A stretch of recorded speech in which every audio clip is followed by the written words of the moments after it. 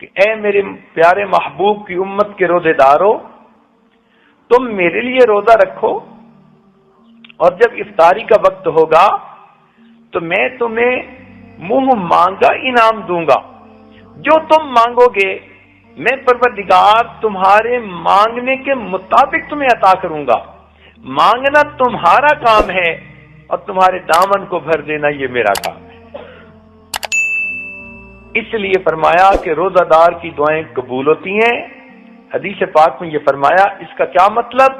کہ اللہ تعالی روزے دار کو افطاری کے وقت میں منہ مانگا انعام عطا فرماتے ہیں۔ اچھا، اگر کوئی بندہ اس وقت انعام مانگے ہی نہ تو اس کو کیا ملے گا؟ اور ہماری عورتوں کا، بہت ساریوں کا یہی حال کہ افطاری کی چیزیں بنانے میں اور دسترخوان سجانے میں ایسی مشغول ہو جاتی ہیں کہ ان کو بتانا پڑتا ہے کہ جی روزے کی افطاری کا وقت ہو چکا، اب تم بھی افطار کر لو۔ اس کا مطلب ہے کہ یہ وہ مزدور ہے جس نے مزدوری تو کی، مگر جب دینے والے نے کہا کہ کتنا چاہیے تو اس کو مانگنا ہی یاد نہیں تھا۔ اس سے بڑی غفلت اور کیا ہو سکتی ہے؟ عورتوں کو چاہیے کہ اپنے خامدوں کو یہ بات سمجھائیں کہ افطاری کی ہر چیز آدھا گھنٹہ وقت سے پہلے تیار ہو کر دسترخوان پہ پہنچ جائے گی، اور آخری آدھا گھنٹہ بجائے اس کے کہ ہم کچن میں چولہے پہ کھڑی ہوں اور کبھی ایک چیز تلی جا رہی ہے، کبھی دوسری چیز پک رہی ہے،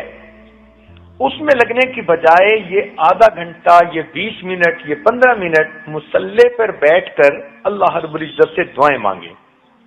عورتیں اپنے گھر کے سب بچوں کو اپنے پاس بٹھا لیا کریں اور معصوم بچوں کو کہیں کہ وہ بھی ہاتھ اٹھائیں اور دعا مانگیں۔ اگر بڑوں نے گناہ کیے تو چھوٹے تو معصوم ہیں، کیا پتہ ان کے معصوم ہاتھوں کے اٹھنے پر ہی اللہ کو رحم آ جائے اور اللہ تعالیٰ آپ کی دعاؤں کو قبول فرما لے۔ تو اس لیے عورتوں کو چاہیے کہ افطاری کے اس وقت کی قدر کریں، اور اگر کسی گھر میں ایک ہی عورت ہے اور اس کے لیے کھانا پکانا بنانا بھی ضروری ہے تو دعا تو دل سے مانگی جاتی ہے، ہاتھ سے تو نہیں مانگی جاتی۔ ہاتھ کام کاج میں مشغول ہوں اور اس حالت میں بھی آپ اپنے دل ہی دل میں اللہ سے دعا مانگ رہی ہوں تو گویا آپ بھی اپنے رب سے اس وقت میں منہ مانگا انعام حاصل کر سکتی ہیں۔ اچھا، آپ سے اگر کوئی پوچھے کہ آپ کی کوئی پریشانی ہو تو اس کو ختم کر دیتے ہیں تو آپ سب سے پہلے بتائیں گی جی میری یہ بھی پریشانی، یہ بھی پریشانی، یہ بھی پریشانی، ایک فہرست گنوا دیں گی پریشانیوں کی، اور پھر کہیں گی کہ اگر یہ سب پریشانیاں ختم ہو جائیں تو بس مجھے سکھ کا سانس نصیب ہو جائے۔ تو جب اللہ تعالیٰ منہ مانگا انعام دینا چاہتے ہیں تو آپ افطاری کے وقت میں اپنے سب دکھ، اپنے سب غم، اپنی سب پریشانیاں اپنے رب کو سنایا کریں، اپنے رب کے سامنے پیش کیا کریں۔ سارا سال جو آپ دوسروں کے سامنے اپنے دکھڑے روتی ہیں، خامد اچھا سلوک نہیں کرتا، مجھ پہ توجہ نہیں دیتا، خامد کی توجہ باہر کسی طرف ہے، خامد کاروبار نہیں کرتا، اگر یہ دکھڑے آپ نے سارا سال مخلوق کے سامنے کرنے ہیں تو مخلوق تو خود محتاج ہے، جس کے سامنے آپ دکھ کہہ رہی ہوتی ہیں وہ خود دکھوں والی ہوتی ہے،